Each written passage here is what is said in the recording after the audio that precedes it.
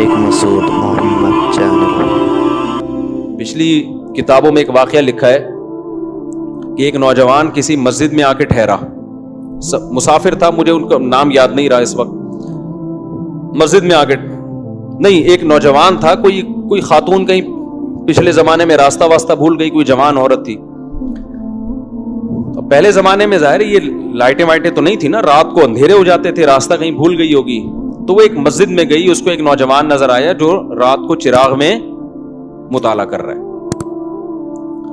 تو وہ گئی اس کے پاس کہ مجھے رات کو یہاں مسجد میں کہیں کونے میں آرام کرنے دو، میں جوان عورت ہوں، کہیں بھٹک گئی، کچھ مسئلہ ہوگا۔ تو وہ نوجوان بیچارہ مجبور تھا، اس نے کہا ٹھیک ہے جی، آپ کنارے پہ لیٹ جائیں۔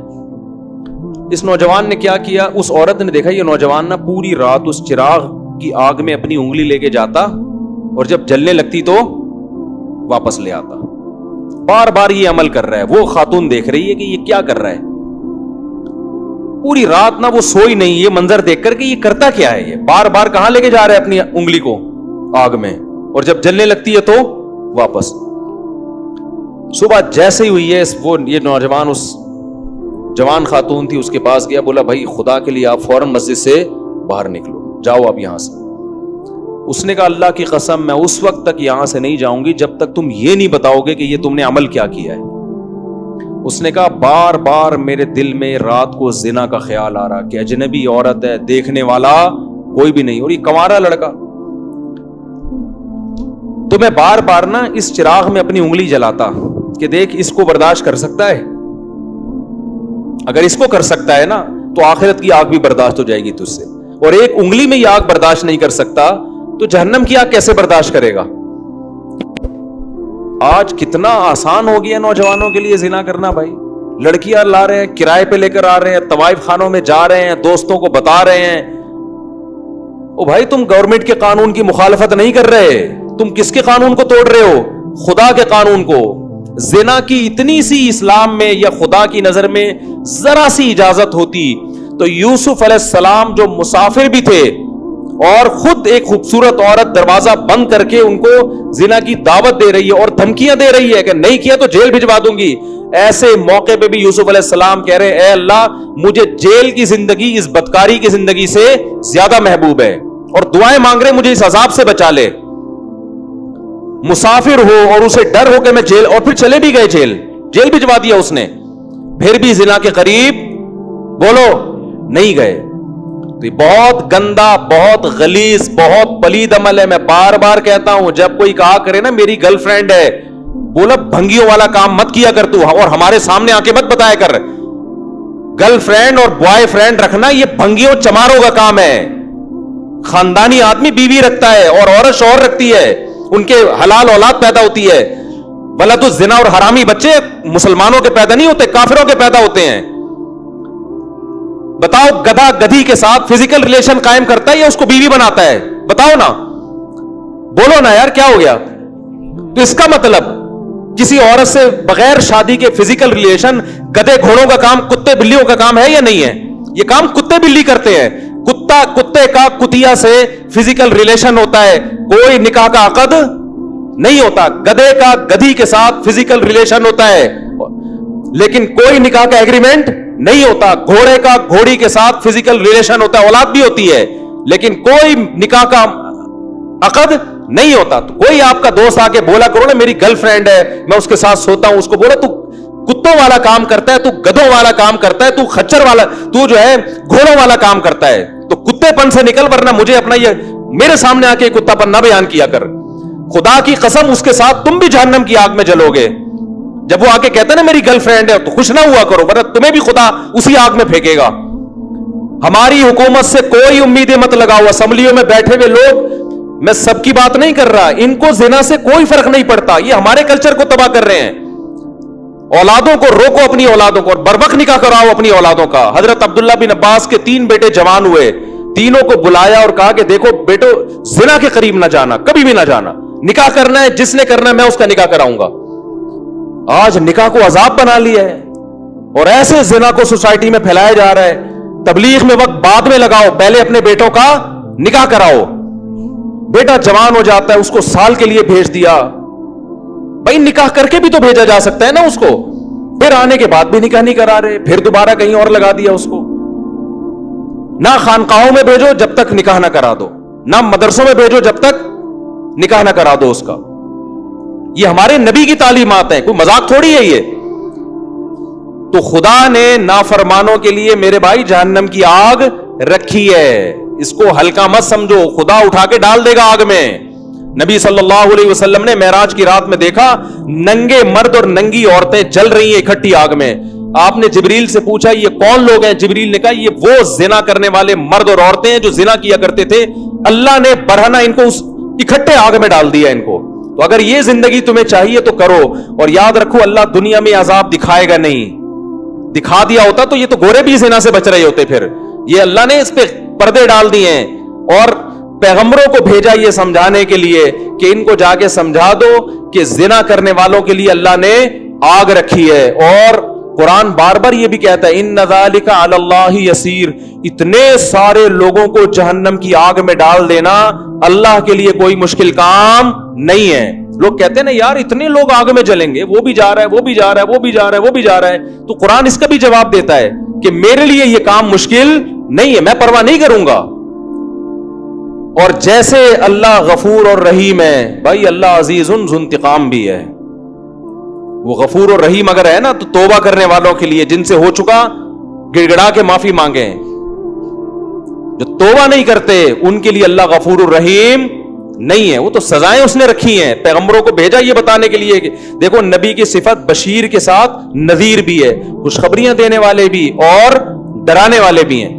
بس لڑکیاں زنا کر رہی ہیں اور ایسے بتا رہے ہوتے ہیں, بڑے آرام سے فون آتے ہیں نا, ایسے بتا رہے ہوتے ہیں جی میرا ان سے فزیکل ریلیشن بھی ہے. میں اس خاتون سے کہتا ہوں آپ اتنے آرام سے بتا رہی ہو آپ کا ریلیشن ہے اس سے, آپ کو کوئی شرم نہیں آ رہی ہے بتاتے ہوئے؟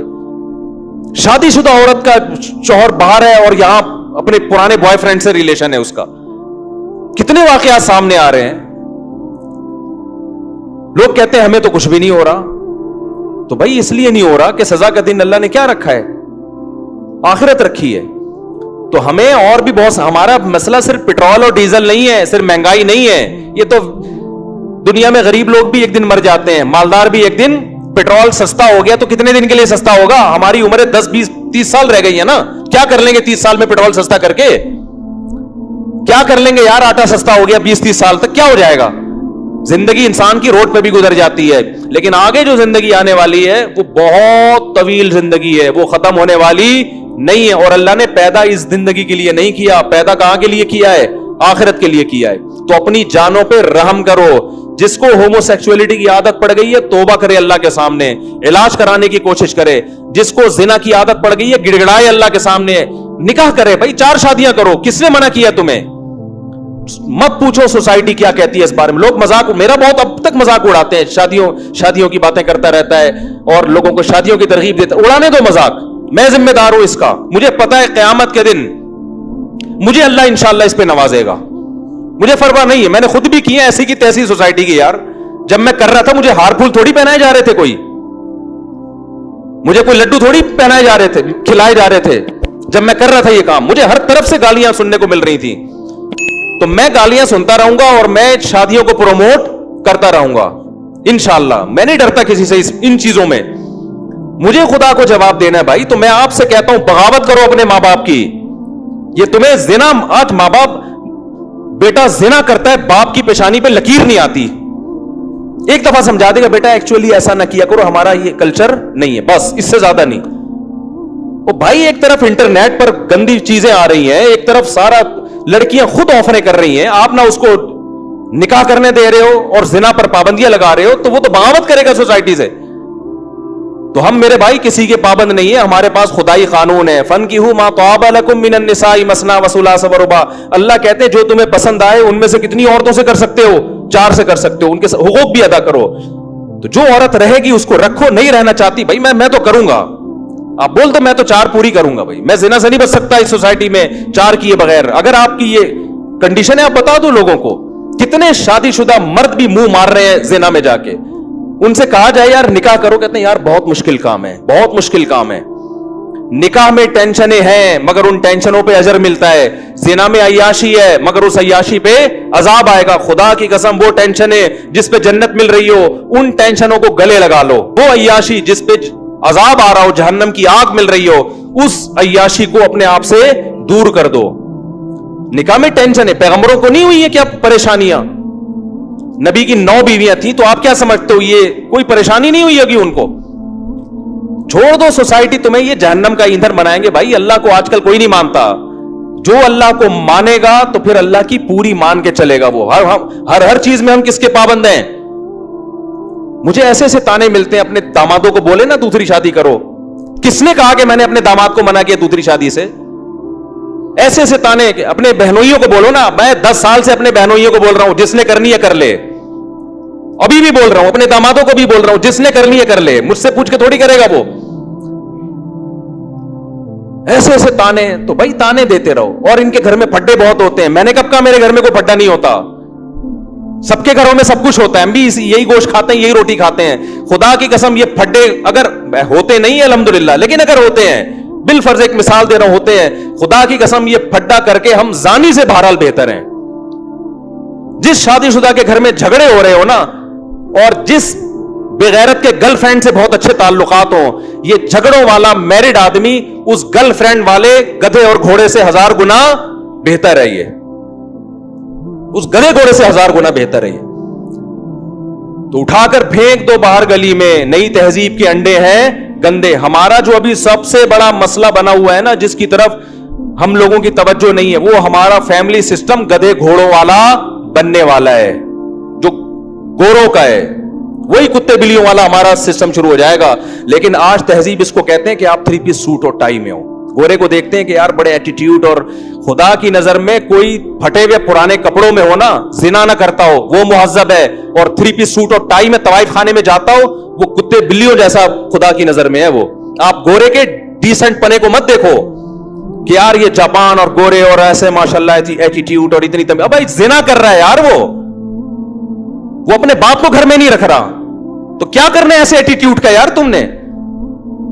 क्या करना है ऐसी तहजीब का जिसकी ना बहन का पता, ना भाई का पता, ना बाप का पता, ना मां का पता? क्या करना है ऐसी तहजीब का तुमने? तहजीब वो है जिसको खुदा क्या कहे, बोलो, जिसको खुदा तहजीब कहता है।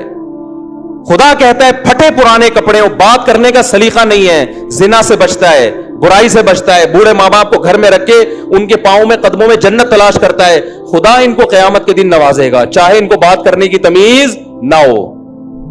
तो आप पढ़े लिखे तबके को ना देखो जो खुदा का बागी है।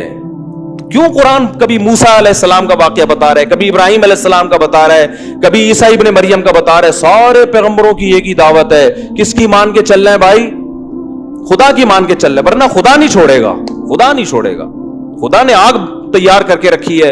और कुरान कितनी जगह कहता है, जब नबी सल्लल्लाहु अलैहि वसल्लम मायूस होते थे ना कि ये क्यों नहीं मान रहे, तो कुरान ने एक जगह नहीं मुतादिद जगह कहा है कि आप मायूस ना हो। लअम्लअन्ना जहन्नमा मिनल जिन्नति वन्नासी अजमाइन। मैंने ये कसम उठाई हुई है कि मैंने जहन्नम को जिन्नात और इंसानों से भर देना है। तो ऐसे ही तो भरेंगे ये, मैं भी नहीं छोड़ूंगा इनको।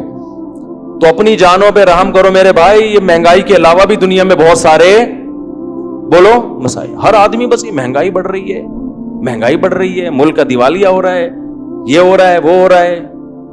ठीक है, ये भी मसाइल हैं, इससे बड़े मसाइल क्या हैं भाई? ये बात भी तो करो, सोसाइटी में जिना फैल रहा है यार, हमारा बनेगा क्या?